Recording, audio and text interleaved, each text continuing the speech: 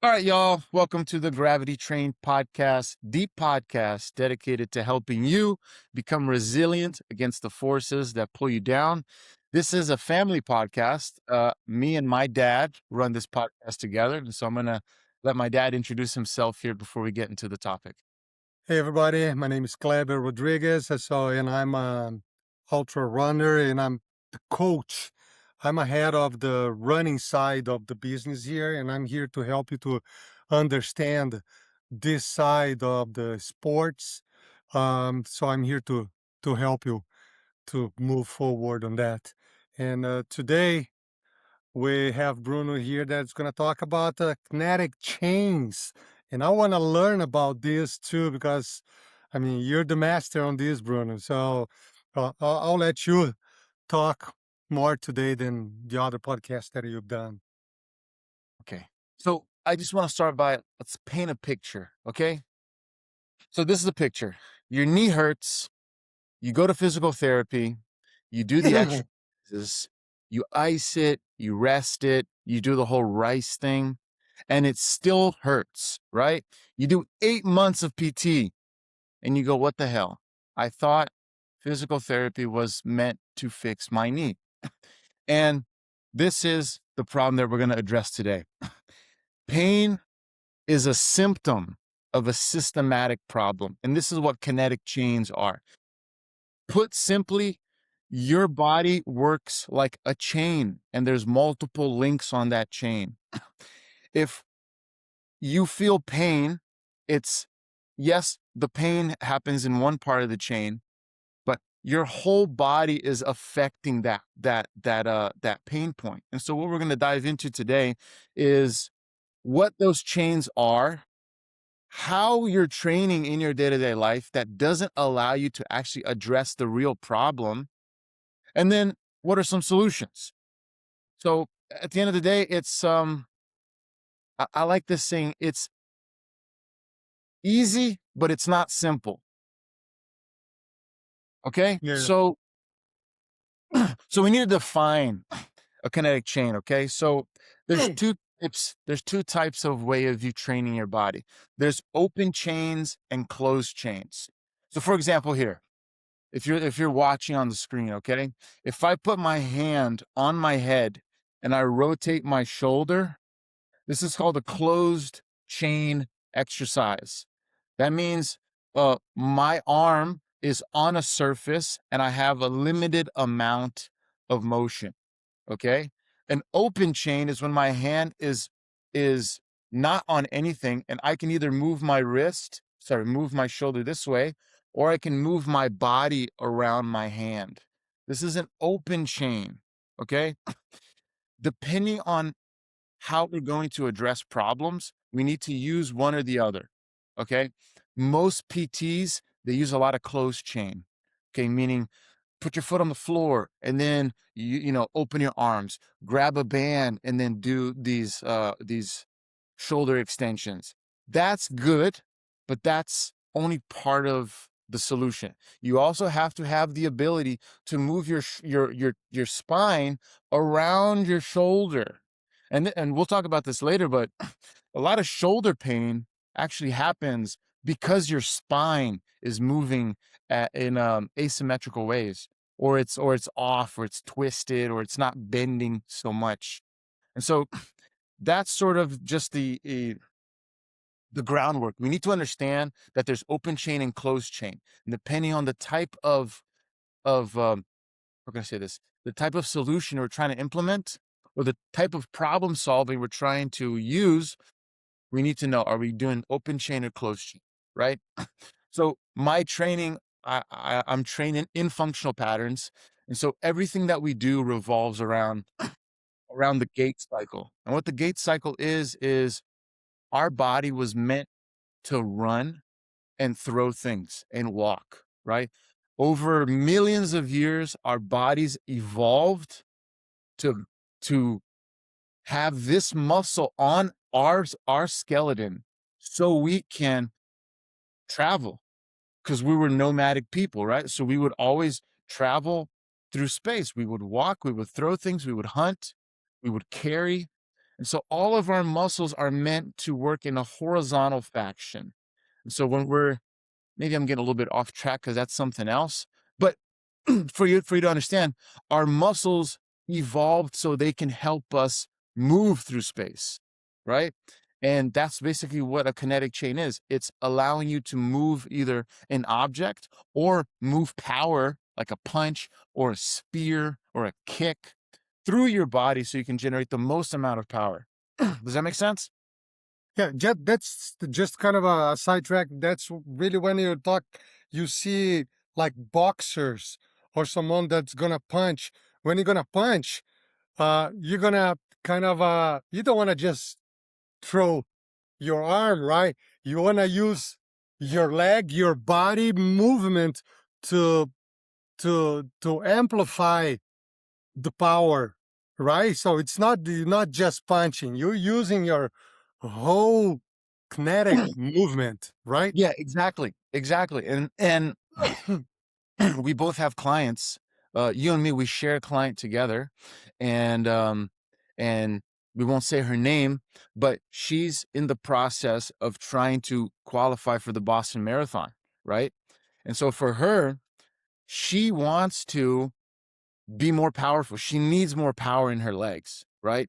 But if we just trained her legs and didn't focus on everything else that revolves around her generating as much power and being as efficient as possible, she won't reach that goal. But because we understand she needs to have ground force, she needs to have rotational force, she needs to have forward propelling force, right? It's the way that she moves her arms. It's the way that she turns her chest and bends her spine and bends her ankle and pushes her hips. There's so many things that if you look at it from a traditional standpoint, which is, oh, you're not running fast enough because your quads aren't strong or your glutes isn't strong. Let's just work that. Then it's like, dude, you're just missing the kind of the big picture, right? And it's the same thing with punching. Yeah, I can do this, but really, like, I need to use my obliques. I need to use my glutes, right? I really need to like drive my whole body into it to actually make an impact. Right? Yeah, And no, this it's is not as simple as it looks like.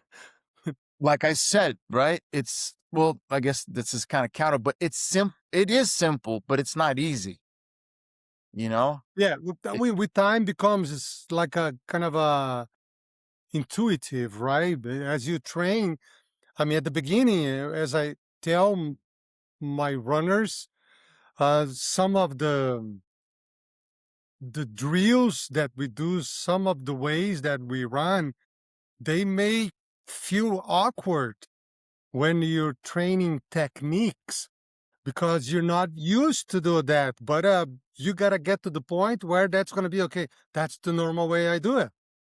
You this know? is a great point. I think we need to talk about this. In the beginning, it's gonna feel choreographed.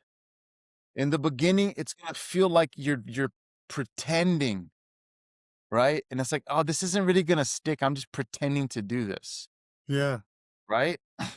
There's this I just came up I read this in a book and it wasn't these words, but then I made up these words. So there's a process for you to become um the best version of yourself, right? To change a habit. So there's three phases.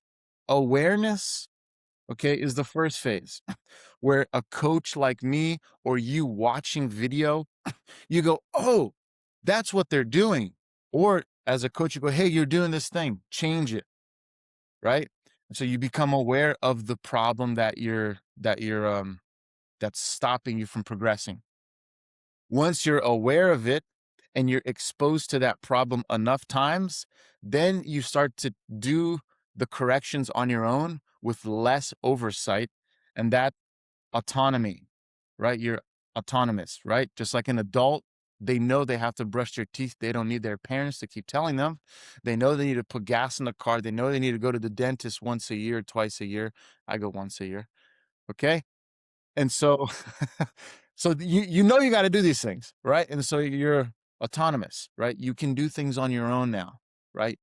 You do that for a couple months, and then eventually it becomes automatic, and then you don't have to think about it anymore. And then you just start to do it, and it's a cycle. It's not like, okay, now it's automatic. Now I don't have to think about it again. Now it's like, okay, this thing is automatic. Now I realize when this is automatic, I notice something else because you can't focus on 20 different things at once, especially in the beginning. And so you fix one problem and you go, oh, look, now I notice that thing.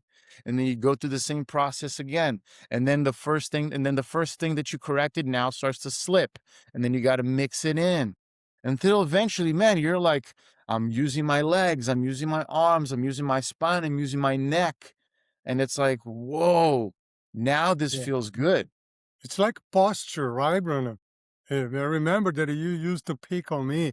That's like, okay, daddy, like, stand up, like, keep your shoulders, keep your chest. And this is a constant thing because when you're too relaxed, you kind of let it go. I mean, these days, I just really became normal by it. But I pay attention when I'm too relaxed. Okay, all right, keep it, stand up, like keep the posture right, because that's Yeah, what you gotta do. the clients that I see the fastest results are the ones that are obsessed. Mm. Obsessed, man. They come to me and they go, "Oh, I sat down all day thinking about it. I ran every single step. I was thinking about it." Yes, yeah, that's That's a those are the ones, right? That makes my life so easy. It's so yeah, easy. yeah. But the ones I that agree. come in and they go, "Oh, I was so stressed today," and I go, did you roll out?" They go, "I didn't have time." I'm like, Yeah, "Fuck, man." yeah. Um, I, I had this kind of a quick story here.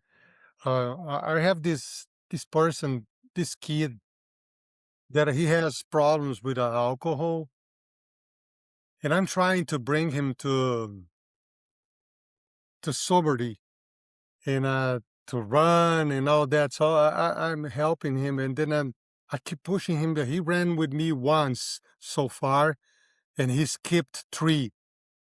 But then yesterday, day before, no, yesterday he was supposed to run with me. Then I called him and said, he said, well, I'm not feeling good today.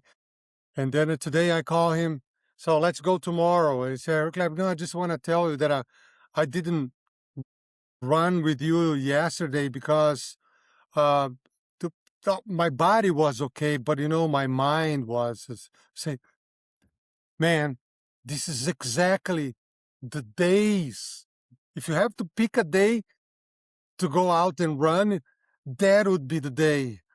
It's not the day that you're feeling good, because those days you're gonna go anyway. But if you have to choose, because that's what's gonna make you feel better, just go out and do that workout, do that run. So he said, well, I was thinking about that. I really thought that that would be the thing. So tomorrow, he said that he's gonna go with me. We'll see. 10:30 in the morning, I'm gonna go run on the beach. He said, well, if I run with you, you're gonna have to play racquetball with me. Okay, I'll play. You're gonna have to jump in the ocean with me. I said, okay, I swear I will. So he's dragging me to go in that cold water there tomorrow. But I'll do whatever, man. I just want to save this soul, you know. That's awesome. So That's aw just kind Yeah. of off track Yeah, here a that's little bit. yeah, I mean, that's a whole nother conversation to have, about, being a good role model and, like, why do we even do this? Like, why do we even care about kinetic chains? Why do we care about posture and all this shit? It's like, well, I mean, because I know this is a path to a better living, right? I could how can I say this? If if I was less honest with myself, I would find something that benefited me temporarily, short term, and sell that as something good for other people. But I know this is a long-term solution, you know what I mean? It's like before when I used Permanence. Yeah. yeah, it's a permanent solution, right? It's a permanent solution. You know, they say this about suicide, where they go, "Don't do a permanent." Uh, how do they say? It's like, don't take a permanent decision based on a temporary situation. Yeah, that's deep You right know, there. and so it's like that. You know, um, yeah, yeah. Okay, this could be a whole nother topic, but let's just keep Yeah, going. yeah, Right? yeah, yeah. I have something else to share when you get to the point here on the podcast. Okay. Well, I Uh, was gonna move on to kind of some practical breakdowns because a lot of the listeners here, they're probably like desk bound. They sit down for 8 hours a day. And so they need to know like what's physically happening in their body. Why do they feel pain? And why is their posture why do they look like a shrimp? Basically, a standing question mark, yeah. right?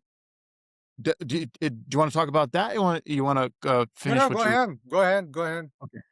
Okay. So just like athletes have physiological adaptations so they can perform their sport better, so do desk bound people. So, for example, a fighter, okay, or a wrestler, they'll have they'll have this rounded shoulder position because they're constantly training and working in this position where they have to round their shoulders, they have to grab, right? So so your body adapts to the stimulus that it's exposed to constantly, right? And swimmers, I just learned this recently. Swimmers have more of a straight lower back than sprinters. I didn't know because of the way that swimming, you're constantly like on the surface of the ocean or the water. You have to be as straight as possible, and so your body adapts to having more of a straight lower back. And in running, there's a lot of hip hinging because you have to raise the knee, so you go into an anterior tilt more often. And so those are physiological changes. But those are physiological changes to make you do your sport better. But for someone that's desk bound or someone that works in like construction or like in a warehouse, right, where you're standing up or like a nurse or something, you have different adaptations so you can perform those tasks for multiple hours a day. But some of those adaptations, just like for athletes, might not be optimal long term, right? When you're 70, 80 years old, the stuff that you did in your 30s isn't going to help you live optimally into your 70s. So you have to have a balance. So what does this mean? As a desk bound person, someone that sits down all day and doesn't do the corrective exercises, the front of your body, okay, it's overactive. So your quads, your hip flexors are the muscles that connect your spine to your legs. Okay. Your abs, your shoulders, your chest, everything is shortened. Okay. Everything is basically on all the time. You're chronically squeezing the front of your body. And then the opposite is true for your back muscles, your hamstrings, your glutes, the muscles in the middle of your spine, your erectors, your lats, your shoulders, the back of your shoulders. Everything there is long and tight, right? So that those muscles are chronically long and they're never getting shortened. So sometimes you go, "Oh, why does my back hurt so much? It feels so tight." It's tight because it's never shortened, right? It's like a rubber band that lost its elasticity. Does that make sense? Okay. Yeah, yeah, And so what we want to do is we want to train our body to both contract backwards and forwards. And this is a whole nother conversation because let me give you a visual right here. Okay. Let me give you a visual right here. Oh man, this is going to be hard to do. Okay. Hold on. Let me see if I can do this. Imagine, oh, here we go. Okay, I might have to put this here on a, yeah, okay. Okay. Imagine this is your body. Okay, this is your spine. Okay, you see those coins? On a healthy spine, the spine will move equally throughout all the joints, right? You see how like it's spread out evenly like this? On an unhealthy spine, only one part of the spine will move. So it'll look like this. Hmm. So instead of you distributing the weight evenly throughout your whole spine, you'll only distribute off like one angle. So Because you put the weight, the pressure in one point instead distributing instead of throughout. distributing it, right? And so those are kinetic chains. You want to chain that pressure evenly throughout a leg, throughout a hip, throughout the neck, the shoulders, the spine, instead of just one part, because that part is already too loose, right? I think I talked about this in another podcast, but basically, pain happens when there's too much movement. Something is moving too much. There's not enough stability. And so we need to teach our body to be more stable in certain points, right? That's a whole nother conversation. Um, and so, So, and that's why I was talking about that. I wanted to mention like pressure in one point and all that.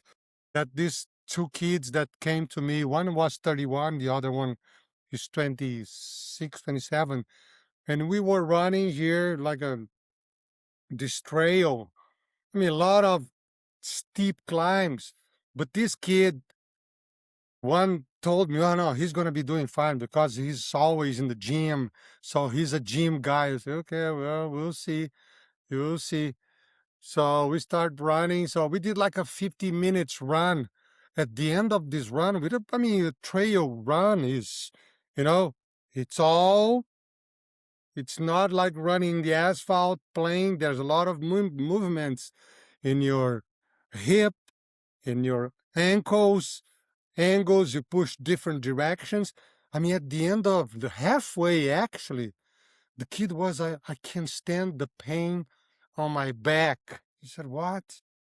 I mean, I said, well, maybe it's your technique, this and that. But then I was thinking, this is the way he's been training in the gym. So much isolated training, right, Bruno? I guess you can pretty much talk about this. I mean, he was really in pain, and I was freaking amazed. yeah. So you can explain this by it's something called the joint by joint theory. So your muscles, sorry, your skeleton and your muscles, okay, your muscles float your bones, okay? Does that make sense? Your bones float inside your body, right? They're not like, it's not like columns, they're floating. So your muscles make your joints kind of separate, right? And your muscles, your bones are floating inside your body. Certain joints need to be stiff so others can be mobile, okay? And so I'll explain what this looks like. Your cervical spine needs to be stiff. You don't need to have a lot of movement here. Okay? This needs to be pretty tight, okay? But your thoracic spine, your mid spine, this needs to be mobile. I need to be able to move this spine around constantly, okay? And my shoulders. This has to be mobile. My shoulders and my spine has to be mobile. If my spine is stiff, my shoulders are going to be stiff. Does that make sense?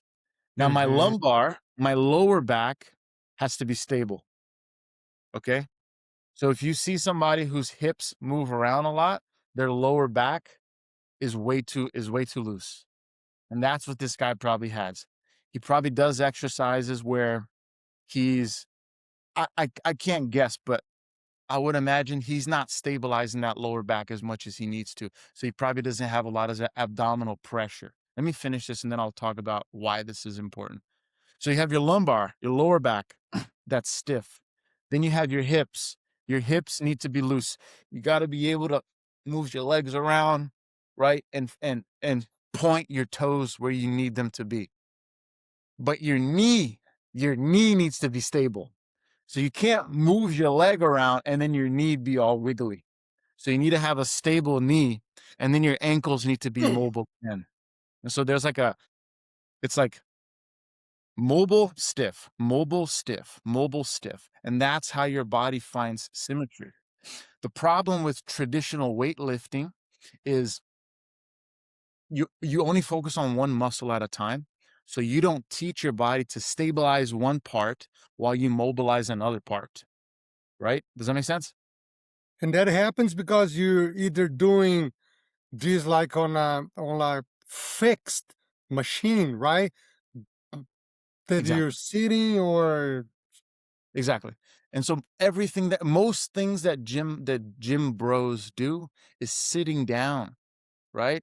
And okay, you can argue I still work out my abs. I still engage my core when I do a deadlift and all that shit, but you're not moving in space.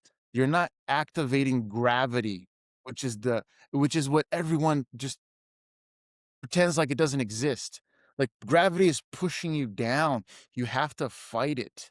And you have to fight it by understanding where to put your balance. So that's why you're so fit because you're running, right? You're finding stability all the time. So you're using your legs, you're using your core, you're using your back, your shoulders, your arms, your neck to find stability. And that's why guys that are fit, it's like you tell them to sprint, they'll fucking pop a hamstring because they only work in isolation. yeah, Does that make absolutely. sense? Yeah. Yeah, I don't know. I get a little defensive about this because I, you know what I mean? It's like, dude, it's it's cool to have a good looking body. Obviously, everyone wants to look good, right? But at what point are you just going to give up on your uh the things you did as a kid just to look good to Yeah, other I people? almost got into an argument with a guy the other day in the gym. What gym was that? I'm not sure it's the gym that your mom goes. Uh, but the guy, yeah. And I start talking. Well, he said, "Well, you should come here, Clever." Because I was there just to kind of be with your mom, Yeah. but I'm not really a gym guy. I train like home with the ball, with the rubber band, with my dumbbell. That's what I do, body weight.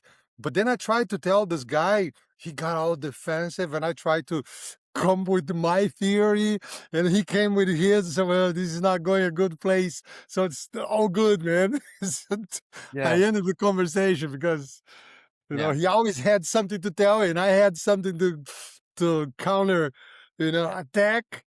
Yeah. So I think at the end of the day, it's who's you want to know who's gonna win?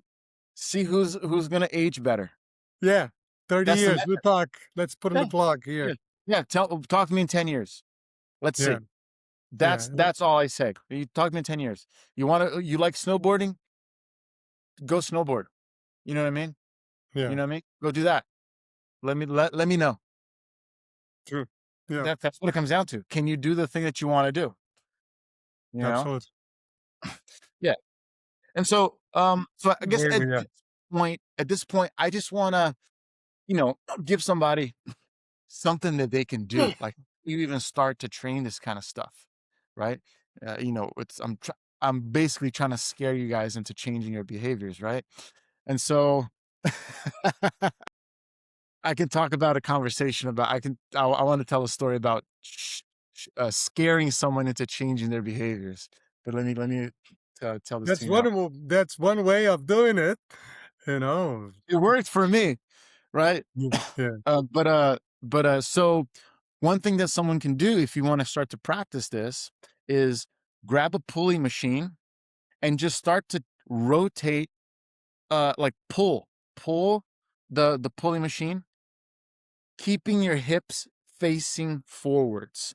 So a lot of people I'll show you here. So a lot of people when they practice, let's say like a row, they turn their hips like this. So they go like this.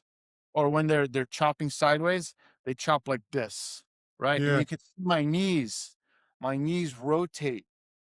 And so I need to link my body in a diagonal fashion. So when I rotate, let's say if I rotate diagonally, I want to rotate just my upper body, right? Just this instead of this. And it's the same thing when I'm rowing. When I'm rowing, try to rotate just the upper body and notice how my hips don't move.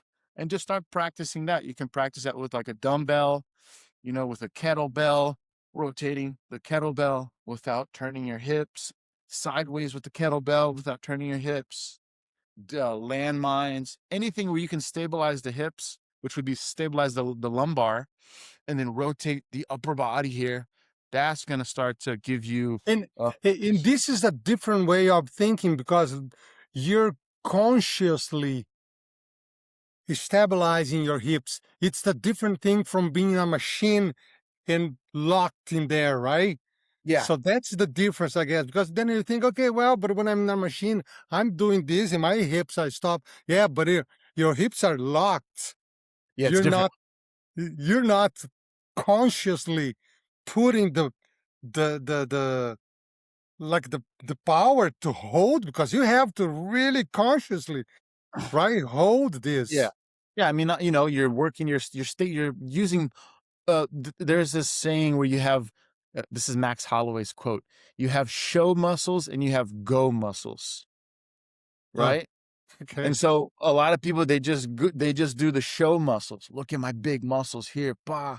But you have go muscles, muscles that stabilize you so you can actually use power, force, right? And so stabilizing your hips, like you have to use your core, you have to use your back, you have to use your glutes, inside of your legs, the bottom of your feet. It's like, dude, this is the real deal, man. This is real life. Like, this is what's going to happen when you go and fall. When you're 75 years old and you're about to fall, what are you going to do? You're going to be like, oh, let me fucking practice my fucking squat.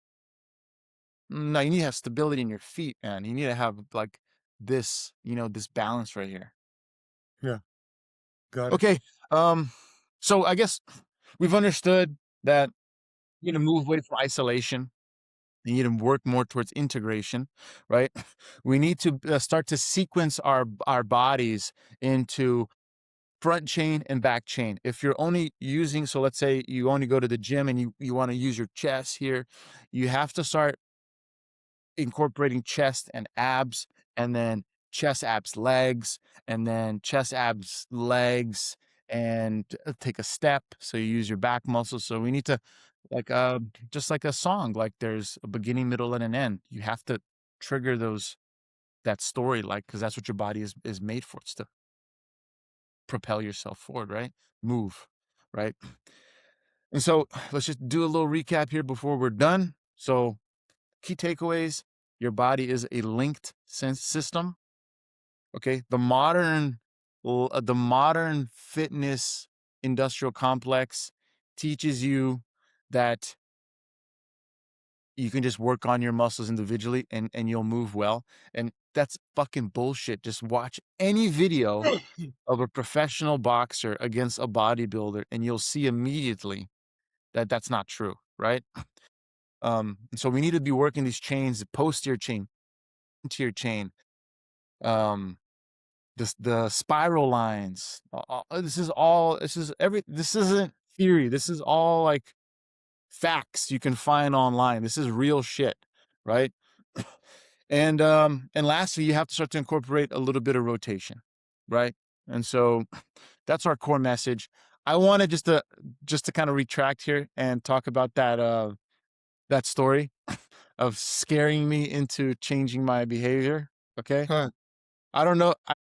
I know you know this story, but I like to tell it because I think it's funny.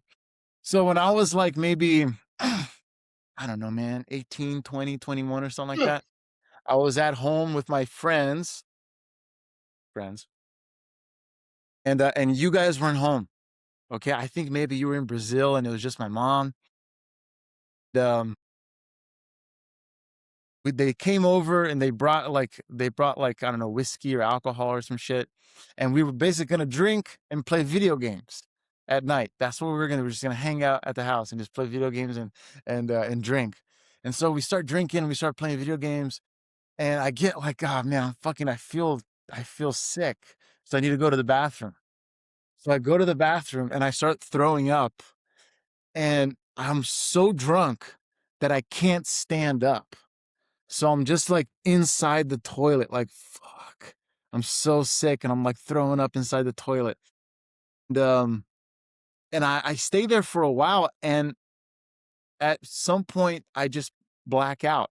I pass out, and next thing I know, I wake up the next day in my bed, okay? And I'm like, what the hell happened? My friends are gone. And my mom walks in, she's like, "Are you okay?" And I'm like, "Yeah." And she's like, "You know what happened last night?" I was like, "No." She goes, "I came home and your friends were in the living room and you were in the bathroom with your head in the toilet and you were completely passed out."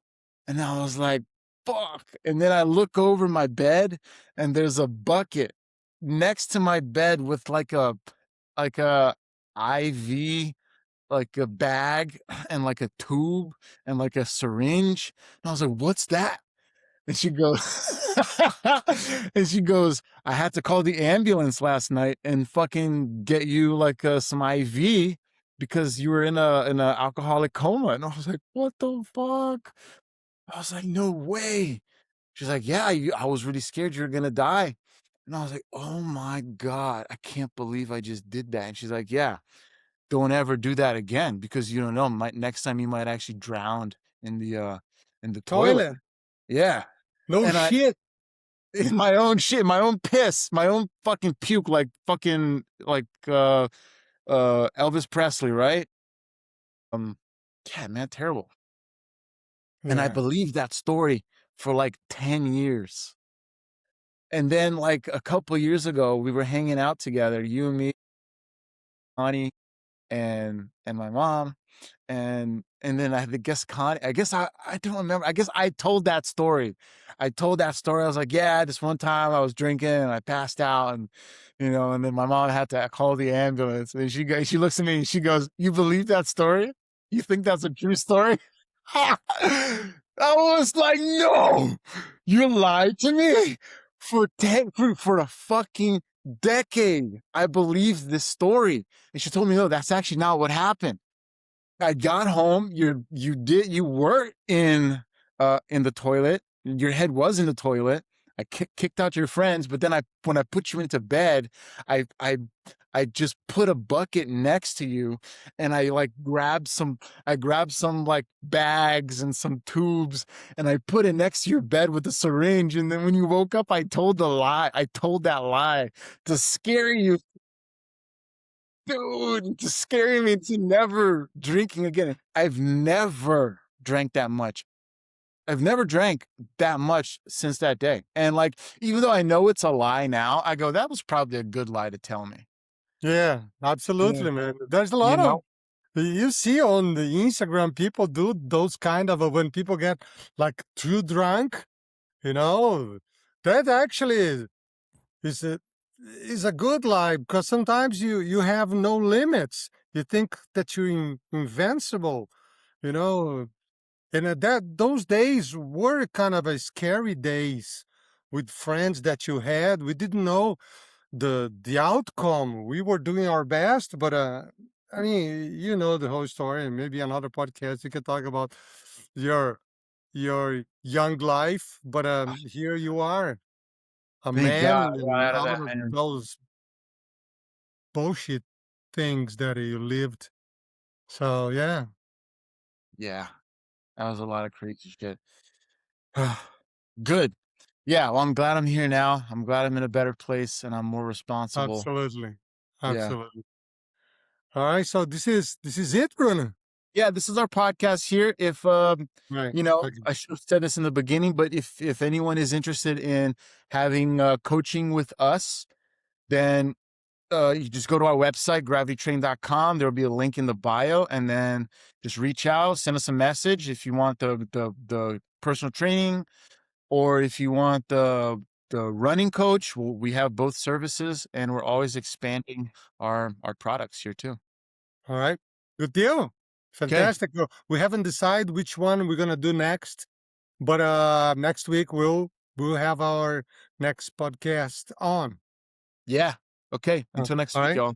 All right then. Thank you. Have a good one.